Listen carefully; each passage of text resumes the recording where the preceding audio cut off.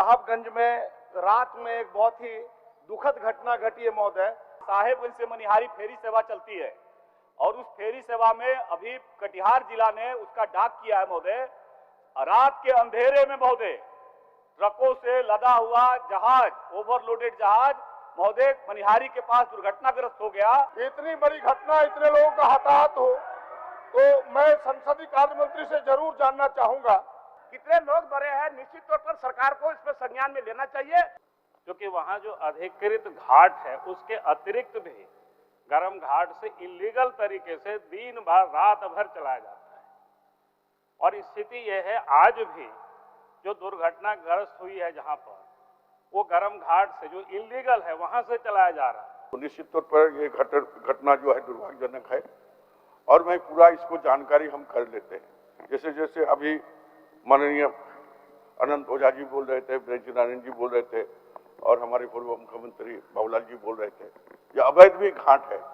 मुझे तो इसका जानकारी नहीं है, मैं जानकारी कर लेते हैं। अगर दोषी कोई व्यक्ति है, पदाधिकारी है, निश्चित तौर पर उस पर कार्रवाई होना चाहिए। माननीय सदस्य, आप लोग अपने आसन पर नहीं जाइएगा और आज सदन का अंतिम दिन है।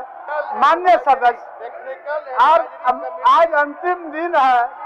सर जी पूछिए। महोदय, सरकार बताए कि खंड 1 में इन्होंने आंशिक स्वीकारात्मक कहा है, तो इसमें क्या स्वीकारात्मक है और क्या अस्वीकारात्मक है? सरयू राय जी के द्वारा कि 2008 में जितनी मात्रा में जल प्रवाह होता था, जल प्रवाह से जल स्तर जितना उठता था, अब उससे कम जल प्रवाह में उससे ज्यादा मात्रा में ये जल प्रवाह ऊपर उठ जाता है। शून्यकाल की सूचना हमारे यहाँ अजय बराज डैम है अध्यक्ष महोदय, जहाँ लाखों श्रद्धालु आते हैं अध्यक्ष महोदय। वहाँ पे बोटिंग की व्यवस्था, कैंटीन की व्यवस्था, ठहरने की व्यवस्था, पार्क की व्यवस्था की मांग मैं सरकार से करता हूँ। मोहनपुर से लेकर के दिग्घी तक लगातार एक्सीडेंट की घटनाएं हो रही हैं और नो एंट्री लगाए बगैर वो बाजार का क्षेत्र है, वहाँ परेशानी होती है। मैं आपके माध्यम से मांग करती हूँ कि जल्द से जल्द वहाँ दिन के समय नो एंट्री लगाया जाए।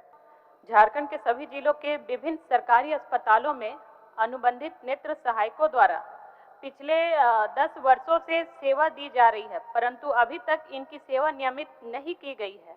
गरीबों एवं असहायों के बच्चों के पठन पाठन में बहुत ही परेशानियां हो रही है। अंत में आसन के माध्यम से पटमदा के अधूरे पड़े मॉडल स्कूल को पूर्ण करने की सरकार से मांग करता हूं। पूर्वी सिंहभूम जिला के अंदर गुड़ाबंदा प्रखंड में स्वास्थ्य परिसेवा की स्थिति काफी चिंतनीय है। यहाँ पर एक ऐसा प्रखंड है जहाँ पर आज तक कोई सामुदायिक स्वास्थ्य केंद्र का स्थापना नहीं हुआ है। माननीय सदस्यों से आग्रह है कि गैर सरकारी संकल्पों की संख्या काफी है, तो हम चाहेंगे कि आसन को आप लोग सहयोग करेंगे कि गैर सरकारी संकल्प में मात्र एक ही पूरक पूछने का कष्ट करेंगे। हुआ है कि वहाँ ऑलरेडी चिन्हित है और वहाँ जमीन लिया जा चुका है हाईकोर्ट बेंच के लिए। जनहित में मैं चाहूँगा कि पूर्व की तरह ही निर्धारित संख्या में स्थानीय बच्चों को विद्यालयों में सीधे तौर पर डे स्कॉलर के रूप में दाखिला दिया जाए। माननीय विकास मंडल के जो भी इच्छा है कि उस क्षेत्र के आसपास की ज़्यादा संख्या में विद्यार्थी को वहाँ नामांकन हो पढ़े, तो मुझे उम्मीद है कि इस पर विचार होगा और जो वर्षों से तपस्या कर रहे हैं इनकी तपस्या का फलाफल मिलेगा। तो मैं सरकार से जानना चाहता हूं कि इसको प्रखंड बनाने का जो पूरी आहर्ता पूरा कर रहा है। 18 पंचायत कवर करता है। समरीलाल जी वापस ले लीजिए। ये मामला चंदन क्यारी में इंजीनियरिंग कॉलेज का है, जो 2019 में टैगोर जी की सरकार में स्वीकृत भी हो गई थी और कॉलेज जैसे बनना चालू हुआ तो जमीन को लेकर के वन भूमि ने आपत्ति दर्ज की और वो जमीन छोड़ना पड़ा।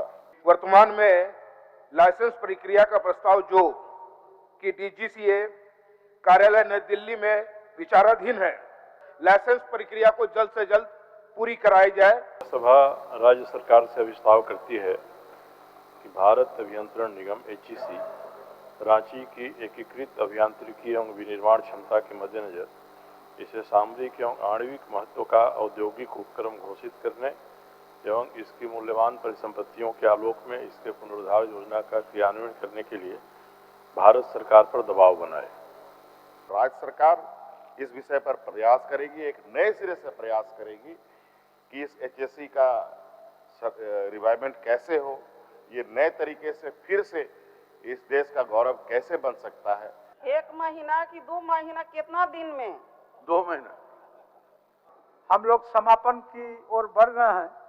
अब हम आग्रह करेंगे हमारे माननीय सदन नेता से कि वे अपना सारगर्भित वक्तव्य रखें और इतने दिन से जो लंबा सेशन चला, सब लोगों का बहुत तरह का मांग और उम्मीद आपसे था, उस पर भी जरा दृष्टिपात करेंगे। सरकार बहुत जल्द पुराना पेंशन योजना लागू करने जा रही है अध्यक्ष महोदय। इस राज्य में बहुत जल्द, और राज्य तो अभी घोषणा कर रहे हैं कि ओल्ड एज पेंशन लागू करेंगे। अध्यक्ष महोदय, हम लोगों ने तो घोषणा पहले ही किया था जब चुनाव के समय, अब हम काम करने लगे हैं, राज्य अब हरकत में आई है। अब बहुत जल्द ओल्ड पेंशन स्कीम राज्य में लागू कर दिया जाएगा। इन 21 सालों में अध्यक्ष महोदय कभी भी उस छात्रावास को न देखा गया सरकार के द्वारा, न उसकी शुद्धि ली गई। इस राज्य में मॉब लिंचिंग कानून को लाना पड़ा अध्यक्ष महोदय। भले ही उसका इंटरप्रिटेशन लोगों ने अपने अपने तरीके से किया हो, लेकिन इसमें किसी व्यक्ति विशेष या समाज विशेष के लिए नहीं, बल्कि हर व्यक्ति के लिए जो कमजोर और शोषित पीड़ित है, उसको सुरक्षा प्रदान करने के लिए हम लोगों ने वो कानून लाया। राज्य के 3.5 करोड़ जनता ने जिस विश्वास के साथ हमें इस सदन में भेजा है, उन उद्देश्यों को पूरा करने की ओर हम सब ने एक मजबूत कदम बढ़ाया है। माननीय सदस्यगण, आप सभी को पुनः जनहित के कठोर परिश्रम के लिए मैं धन्यवाद देता हूं। सभा की कार्रवाई अनिश्चित काल के लिए स्थगित की जाती है। झारखंड विधानसभा के बजट सत्र का आज 17वां और अंतिम कार्य दिवस था।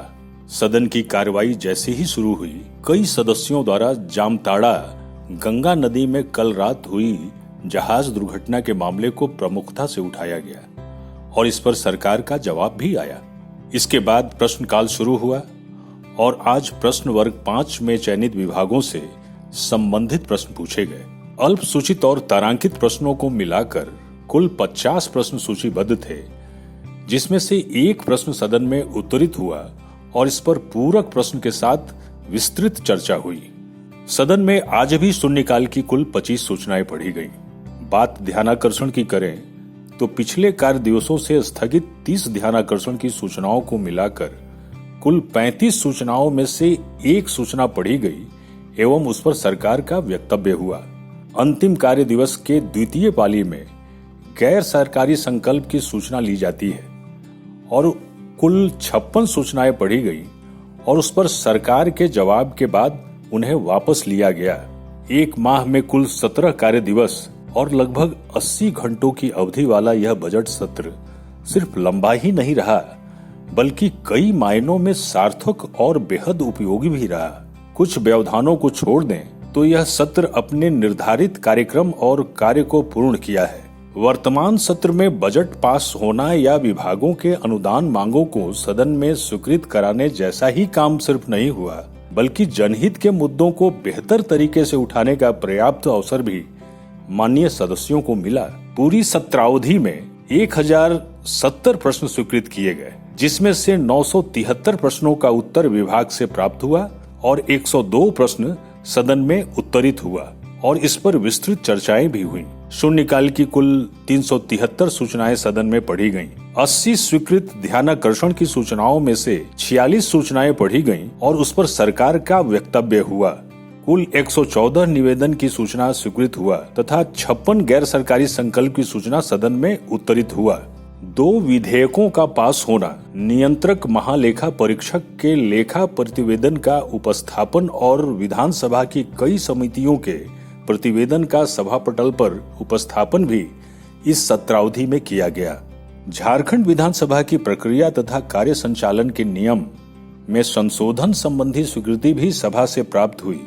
साथ ही झारखंड विधानसभा दल परिवर्तन पर सदस्यता से निर्भरता के नियम 2006 में संशोधन को भी सभा द्वारा स्वीकृत किया गया।